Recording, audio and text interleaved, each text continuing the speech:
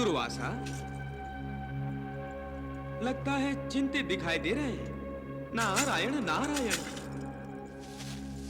नारायण नारायण। प्रणाम देवर्षि। मैं आपको प्रणाम करने लगता हूँ, किंतु उससे पहले आप मुझे प्रणाम कर देते हैं। कहिए, आपने दर्शन कैसे दिया?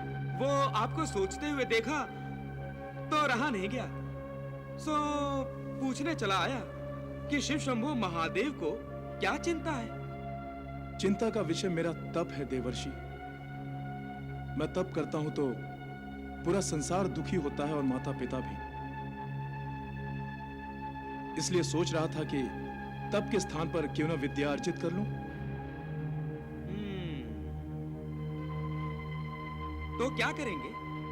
सोच रहा था ब्रह्मलोक जाकर क्यों ना वेद का अध्ययन कर लूं। नारायण नारायण।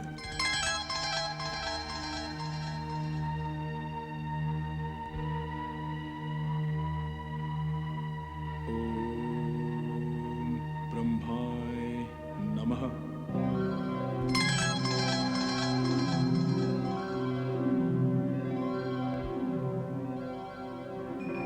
ब्रह्मदेवाय नमः। प्रणाम।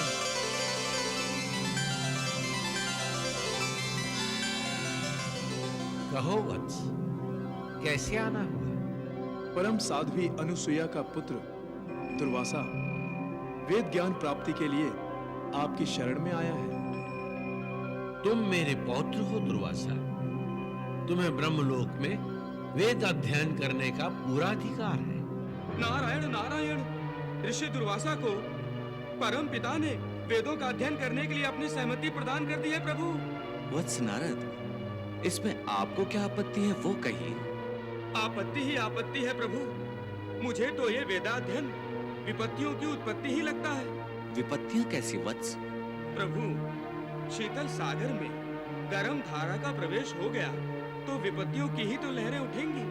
ऐसा क्यों सोचते हैं वत्स नारद?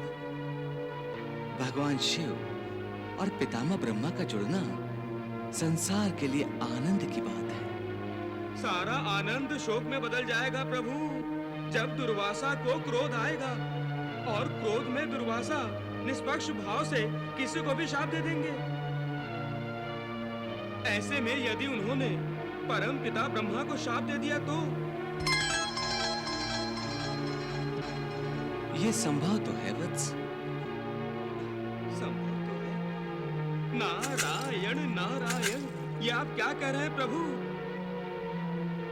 हाँ प्रभु, तो अवश्य ही ये किसी नई लीला का आरंभ होने जा रहा है ना भगवान? नारायण नारायण। अग्निम इळे प्रोहितम। अग्निम इळे प्रोहितम। अग्निम इळे प्रोहितम। अग्निम अग्निम इळे प्रोहितम।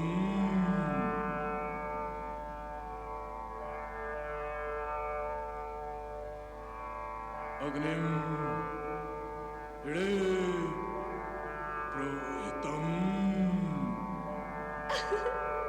अग्निम इळे प्रोहितम।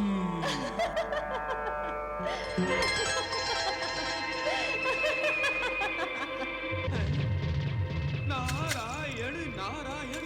देखिए प्रभु, देखिए, मारे क्रोध के दुर्वासा की भृकुटियों पर चूटियों की तरह छोटी छोटी रेखाएं उभर आई हैं। देवी सरस्वती की एक हल्की सी हंसी भी सहन नहीं हुई। आगे क्या होगा? अग्नि इळे प्रोहितम।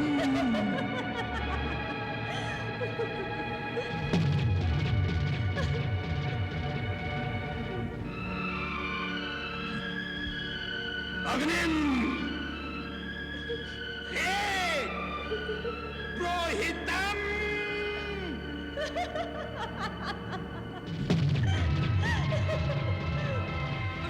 प्रभु, मुझे तो दुर्वासा की क्रोध भरी आंखों से भय लग रहा है।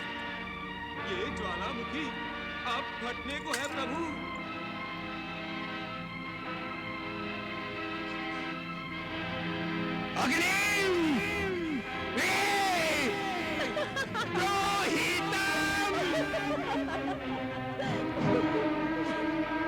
देवी सरस्वती,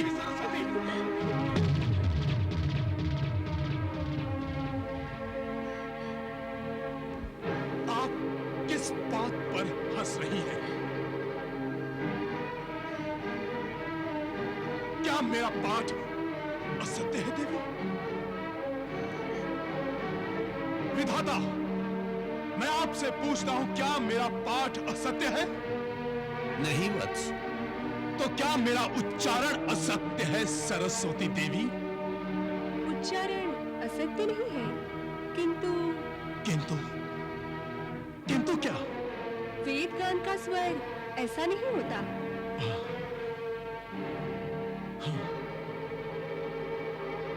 तो मेरा स्वर आपको कर्कश लगा, अर्थात आप जैसा स्वर किसी के पास नहीं है। आपको यह अभिमान हो गया है कि स्वरों की स्वामिनी केवल आप ही हैं। नहीं वत्स, मत कहो मुझे वत्स।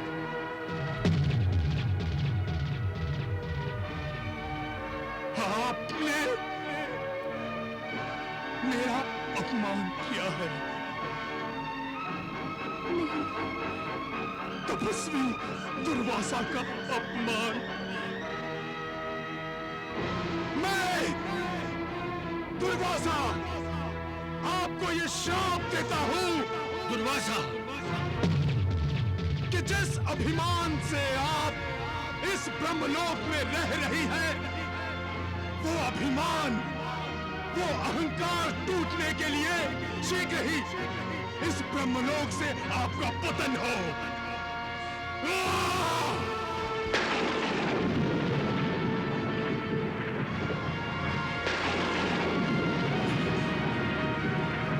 दुर्वासा, तुम नहीं जानते कि तुमने कितना बड़ा अनर्थ किया है।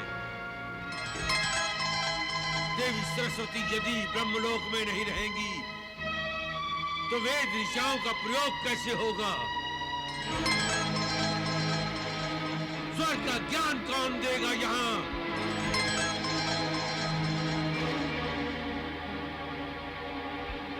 देवी सरस्वती के बिना दान प्रवृत्ति कैसे होगी?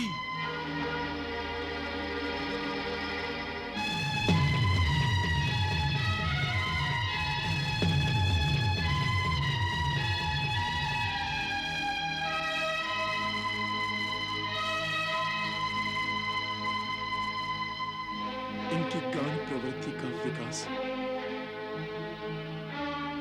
अब गंधर्व लोक में होगा, जहां ये जन्म लेंगे। दुर्वासा, तुमने मेरे सामने मेरे लोक में मेरी देवी सरस्वती को शाप देकर अपने आप को ब्रह्मलोक के लिए अयोग्य बना लिया है। मैं तुम्हें ये ब्रह्मलोक छोड़ देने का आदेश देता हूं। तुम तत्काल ये ब्रह्मलोक छोड़ दो।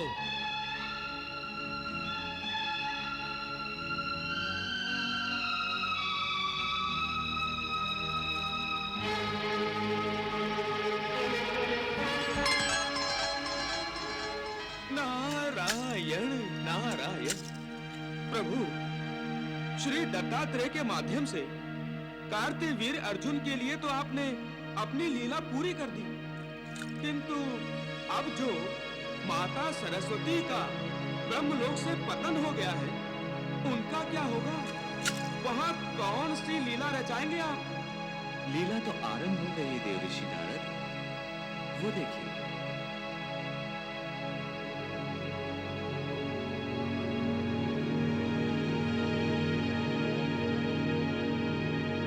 गंधर्वराज विश्वावसु संतान प्राप्ति के लिए तपस्या कर रहे हैं।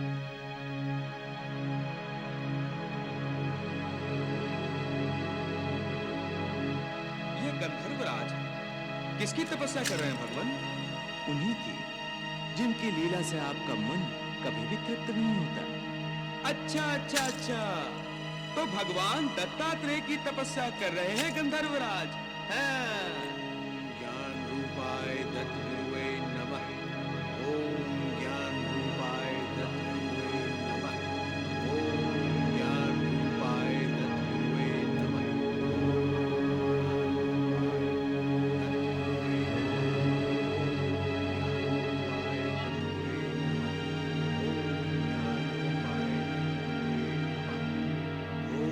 ज्ञान रूपाय दत्तगुरुवे नमः।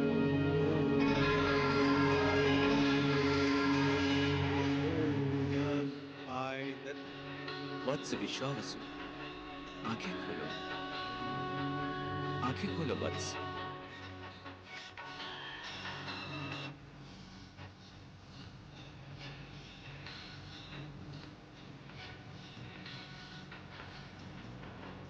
प्रणाम।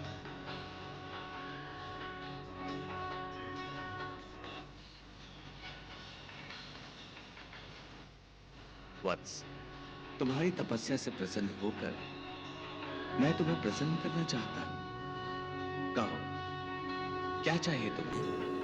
हे त्रिकालदर्शी, हे समस्त सृष्टि के स्वामी, इस सृष्टि में जो कुछ भी होता है आप ही की इच्छा के अनुसार होता है और आप ही में ये समस्त जगत व्याप्त है। आपकी कृपा दृष्टि से सभी का कल्याण होता है, परंतु आज तक मैं आपकी कृपा से वंचित हूं प्रभु। यदि आप मुझे प्रसन्न देखना चाहते हैं तो हे प्रभु, आप मुझे संतान प्राप्ति का वरदान दीजिए। गंधर्वराज, ये जगत यज्ञ से उत्पन्न होता है। जब भी हम पूरे संकल्प के साथ किसी कर्म को करते हैं तो वो कर्म यज्ञ बन जाता है।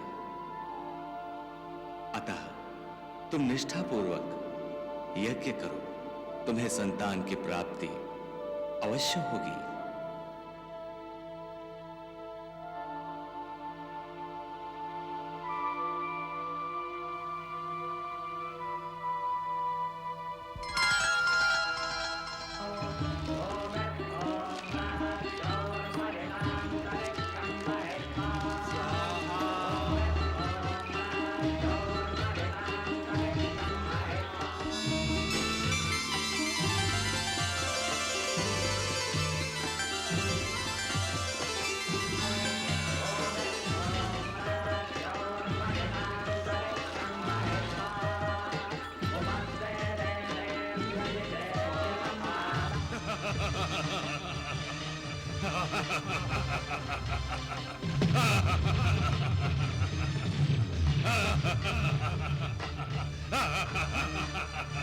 नारायण नारायण, प्रभु ये क्या हो रहा है? ये क्या हो रहा है प्रभु?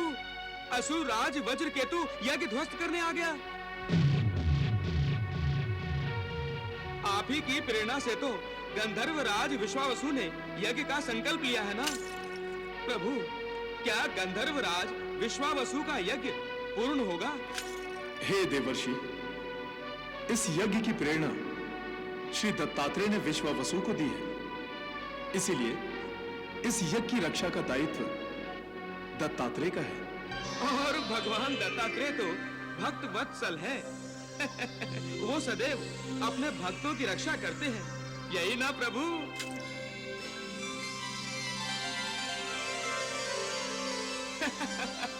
नारायण नारायण, हे जगत नियंताओ, मैं जान गया जान गया। नारायण नारायण।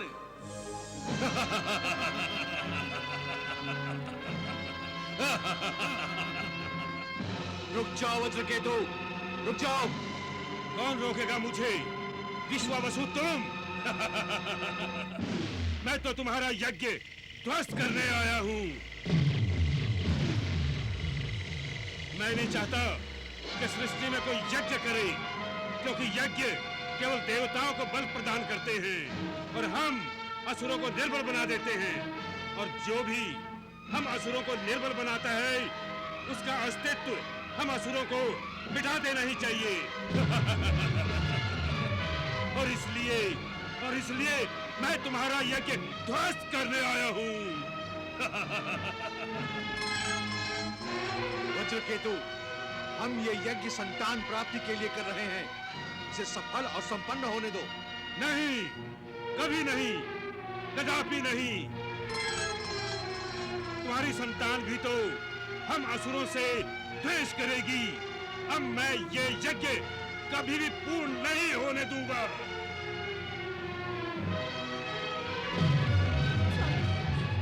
अब क्या होगा? भगवान दत्तात्रेय का स्मरण करो चित्रलेखे। यदि उनकी कृपा होगी तो ये यज्ञ अवश्य संपूर्ण होगा।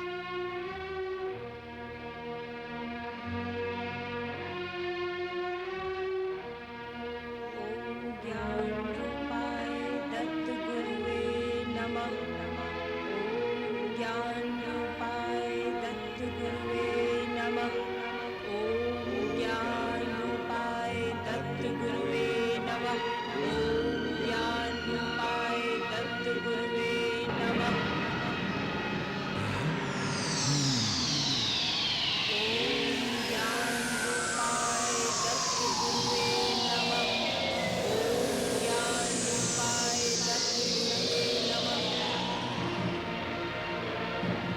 गंधर्वराज अपनी माया का प्रदर्शन कर रहा है। अब मैं इस यज्ञ के साथ साथ तुम्हें भी नष्ट कर दूंगा।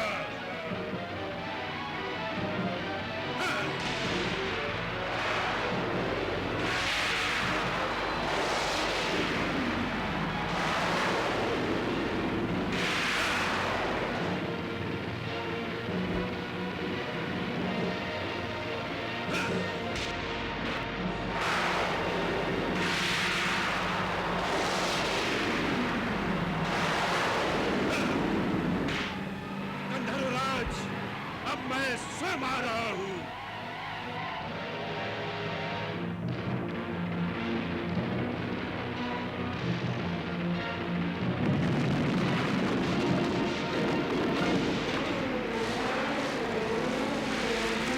विश्वावसु, विश्वावसु, मुझे बचाओ, विश्वावसु, विश्वावसु, मुझे बचाओ।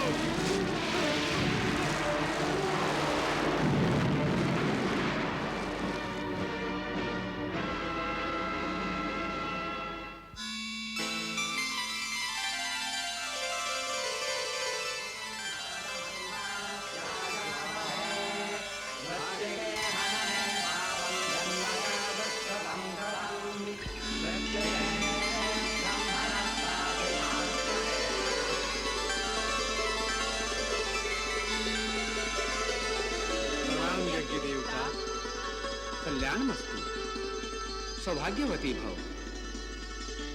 हे विश्वावसु, हे चित्रलेखा, यज्ञभाषी ये कलश ग्रहण करो।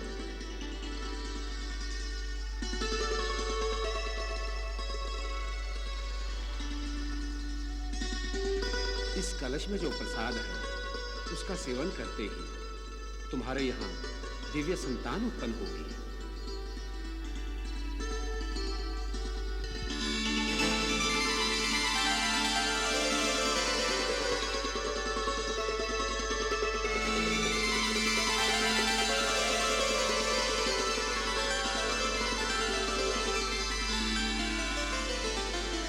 यज्ञ पुरुष का दिया हुआ प्रसाद गंधर्वराज विश्वावसु और उनकी पत्नी चित्रलेखा ने बड़े भक्ति भाव और आदर सहित ग्रहण कर। प्रणाम विधाता। देवी, आपकी वाणी आज हमारे कानों को मधुर क्यों नहीं लग रही? अच्छा ही है स्वामी, इसी बहाने आपके काम मेरी वाणी सुनना नहीं चाहेंगे और आपको भी धीरे धीरे ब्रह्मलोक में मेरी अनुपस्थिति का अनुभव बुरा नहीं लगेगा। ये आप क्या कह रही हैं देवी? आपकी ब्रह्मलोक में अनुपस्थिति का तात्पर्य है कि ब्रह्मलोक का अस्तित्व ही खो गया है। देवी, आप तो ब्रह्मलोक की आत्मा है। देवी, आपके बिना ब्रह्मलोक का कोई सार ही नहीं। आप ऐसा क्यों कह रही हैं? विधाता, लगता है आप भूल रहे हैं कि मेरी ब्रह्मलोक में रहने की अवधि अब पूर्ण हो रही है। दुर्वासा का श्राप मुझे आपसे दूर जाने को, आपसे अलग रहने को विवश कर रहा है प्रभु।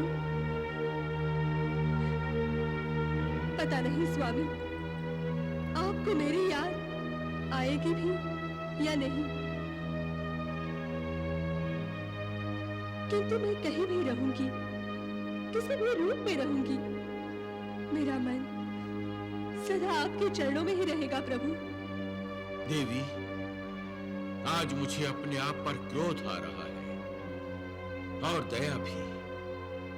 क्रोध इसलिए कि मैं इतना असमर्थ क्यों हूं? विधाता होते हुए भी मैं अपने लिए कुछ भी नहीं कर सकता। मेरी अपनी इच्छाओं का कोई महत्व ही नहीं है।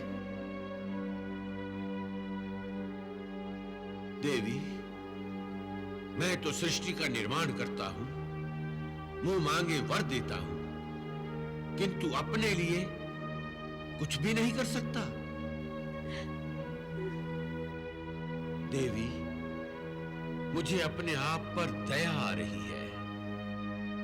मैं कितना छोटा हूं, कितना तुच्छ हूं, कितना दुर्बल हूं कि दुर्वासा के एक शाप का मुंह तक नहीं मोड़ सकता। स्वामी, आप व्याकुल मत होइए। प्रारब्ध हमसे जो करवाएगा हमें वही करना होगा। और स्वामी, आप तो सर्वज्ञ हैं, सब कुछ जानते हैं। श्राप की अवधि जब तक पूरी नहीं हो जाती, मुझे आपके चरणों से दूर रहना ही होगा प्रभु। अतः आप मुझे गंधर्वलोक जाने की आज्ञा दीजिए प्रभु। देवी, मैं दुखी मन से केवल इतना ही कहूंगा कि गंधर्वलोक में आपका जीवन सदा ही सुखमय रहे और भगवान विष्णु आपकी सदा सहायता करते रहे। प्रणाम विधाता।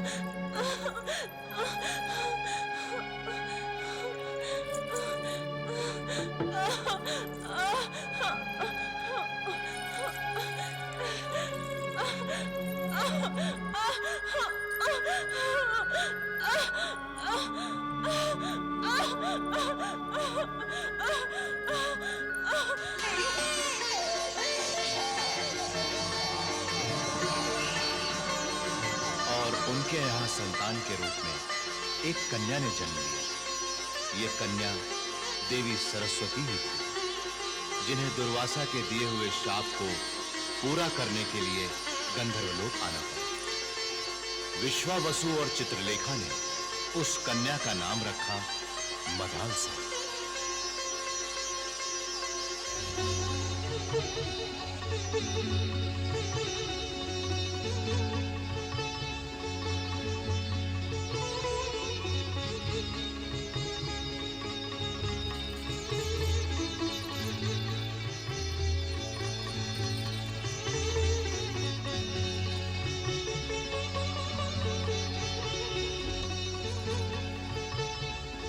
हमारी तपस्या का कितना सुंदर फल मिला है स्वामी। हाँ चित्रलेखी, इसके मुख का तेज देखकर लगता है जैसे कोई दैवी वरदान मिला है हमें, और हम अपने इस दैवी वरदान का स्वागत करते हैं। परमेश्वर की कृपा मानकर सच्चे मन से इसका स्वागत करते हैं।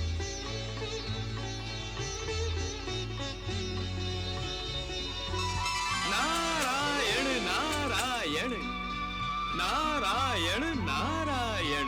प्रणाम देवर्षि। कल्याणमस्तु। प्रणाम देवी, प्रणाम। आपने तो यहाँ आकर पूरा गंधर्व लोक पवित्र कर दिया। अब तो इस लोक में सदा आपकी प्रसन्नता के स्वर ही गूंजेंगे। आप बहुत भाग्यशाली हैं। आपकी ये पुत्री तीनों लोकों में अपने सौंदर्य का प्रकाश फैलाएगी। आप तो सब कुछ जानते हैं देवर्षि, कृपा करके इसके भाग्य के बारे में तो बताइए। भाग्य तो ये बताने वाली है सबका, इसीलिए तो मैं इनके दर्शन करने चला आया। देवी, आप चुप क्यों हैं? इस नारद के भाग्य में क्या आपकी एक मधुर मुस्कान भी नहीं? नारायण नारायण। चिरंजीवी भव बालिके। देवर्षि, हम आपके आभारी हैं। आपने दर्शन देकर हमारी बच्ची को आशीर्वाद दिया। हमारी और एक कामना है। मेरे योग्य होगी महारानी तो अवश्य पूरी करूंगा। हम अपनी पुत्री के लिए पृथ्वी लोक पर अवतरित भगवान दत्तात्रेय का आशीर्वाद पाना चाहते हैं। हमारा मार्गदर्शन कीजिए, ये कैसे संभव है? नारायण नारायण। आपने तो ये संतान पाकर असंभव को संभव कर दिया है। तो भगवान तो सदा अपने भक्तों के वश में रहते हैं। भक्ति कीजिए अपने सच्चे मन से और उनका आशीर्वाद पाइए उनके सच्चे मन से। नारायण नारायण। ज्ञान रूपाय दत्त गुरुवे नमः। ओम ज्ञान रूपाय दत्त गुरुवे नमः। ओम ज्ञान रूपाय दत्त गुरुवे नमः। ओम ज्ञान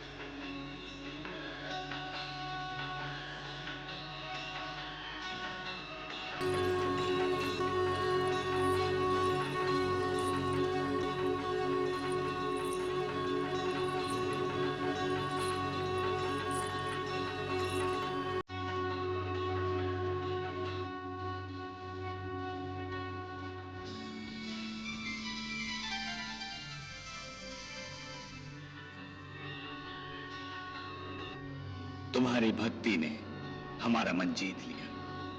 जब भी भक्त हमारा स्मरण करता है, हमें उसकी इच्छा पूरी करनी पड़ती है। अपनी इच्छा कहो राजन। हमारी सारी इच्छाएं हमारी पुत्री से जुड़ी हुई हैं प्रभु। उसे जीवन में सर्वगुण संपन्न बनाना, जीवन जीवन में उसे कभी कोई कष्ट ना आए। भगवान, हम चाहते हैं कि महारानी चित्रलेखा, आपके यहाँ किसी साधारण जीवात्मा ने जन्म नहीं लिया। यह तो साक्षात देवी सरस्वती का अवतार है।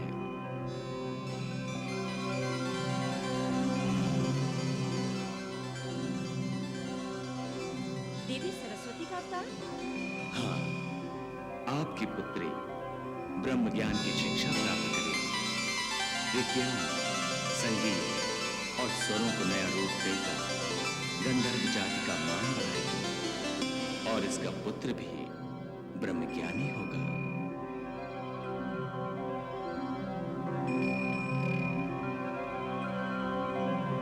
हमारा आशीर्वाद सदा तुम्हारे साथ है।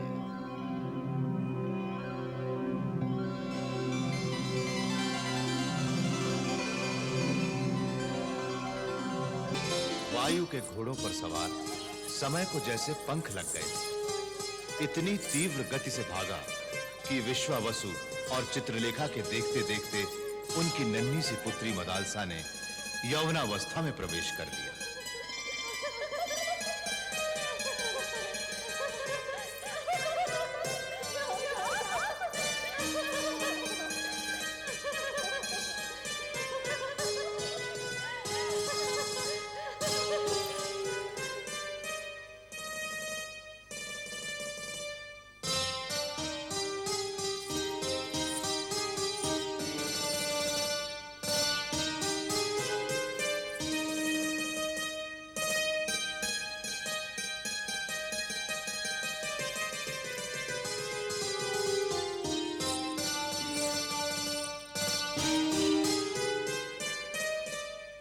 ठीक उसी समय असुर राज वज्रकेतु के पुत्र पाताल केतु को पाताल साम्राज्य का राजा बनाया जा रहा था।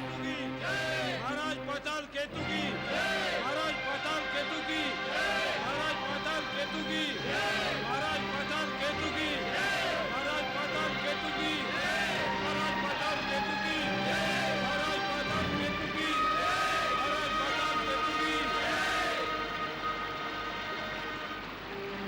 राज सिंहासन पर बैठते ही पाताल केतु को अपने स्वर्गीय पिता वज्र केतु की याद आई और उसने राजपुरोहित से पूछा, गुरुदेव, आपसे मुझे एक रहस्य जानना है। कैसा रहस्य राजन? मेरे बार बार पूछने पर भी आज तक मुझे नहीं बताया गया कि मेरे पिताश्री असुरेश्वर वज्र केतु की मृत्यु कैसे हुई थी। हर बार मुझे बच्चा कहकर माताश्री ने मेरी इस जिज्ञासा को थपकियां देकर सुला दिया। महारानी ने जो किया वो ठीक किया राजन।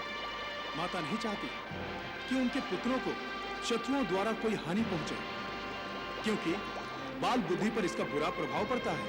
कैसा बुरा प्रभाव? अपनों का अंत बच्चों को बहुत विद्रोही बना देता है राजन।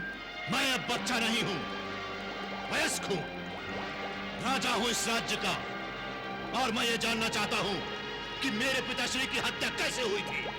उनकी हत्या नहीं हुई थी तो वो युद्ध में लड़ते लड़ते वीर गति को प्राप्त हुए थे। किस युद्ध में? गुरुदेव, किस युद्ध में मेरे पिता मारे गए थे और किसके हाथों? मुझे बताइए गुरुदेव। गांधर्व लोक के गांधर्व राज के साथ लड़ते लड़ते उन्होंने अपने प्राण त्याग दिए। और उनके प्राण लेने वाला था गंधर्व लोक का गंधर्व राज विश्वावसु। सेनापति, आज्ञा सुरेश्वर। सेना तैयार करो, हम गंधर्व लोक पर आक्रमण करेंगे। जो आज्ञा। असुरराज, कोई भी निर्णय लेने से पहले अपने मन को शांत कर लेना चाहिए। क्रोध में किया गया कोई भी कार्य ये कार्य नहीं है गुरुदेव, श्रद्धांजलि है अपने स्वर्गीय पिता की आत्मा की शांति के लिए। मैं उनके हत्यारे गंधर्वराज का वध करने जा रहा हूं। विध्वंस कर दूंगा मैं पूरे का पूरा गंधर्व लोक, समाप्त कर दूंगा मैं उनकी पूरी की पूरी सेना।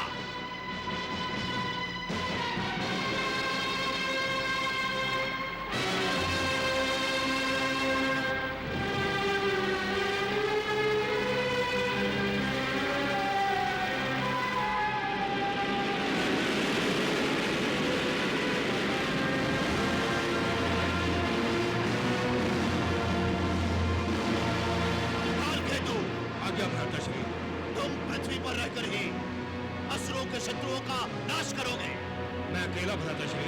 माया भी कभी अकेला नहीं होता। तुम अपनी माया से ऋषि बन जाओ और यहाँ अपना एक आश्रम स्थापित करो। जो आ गया भ्राताश्री।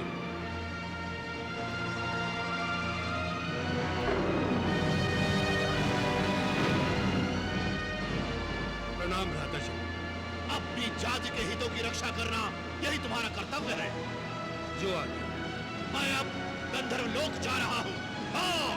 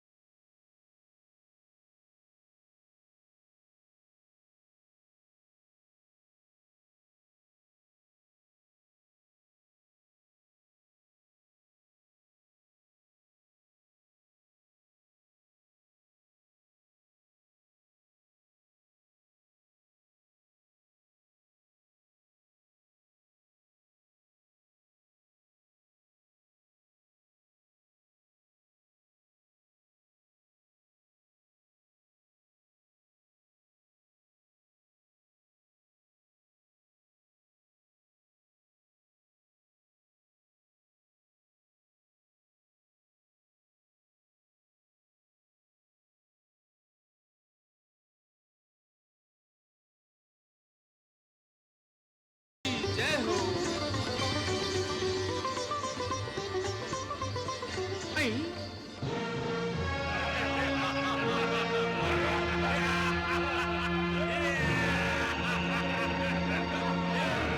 ये दुष्ट यहाँ क्या कर रहा है? कहीं ये गंधर्व लोग तो नहीं जा रहा?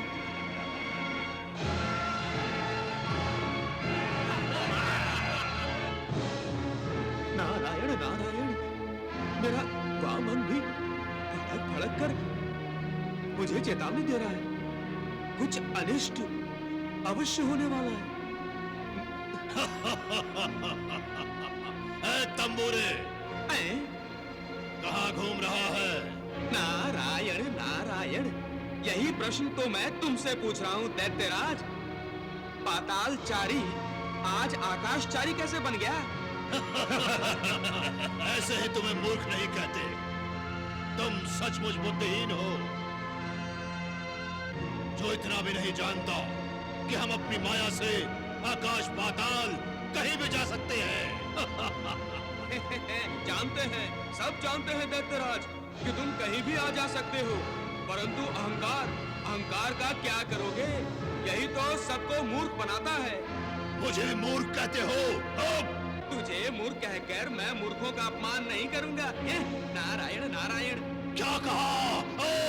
भागो नारद,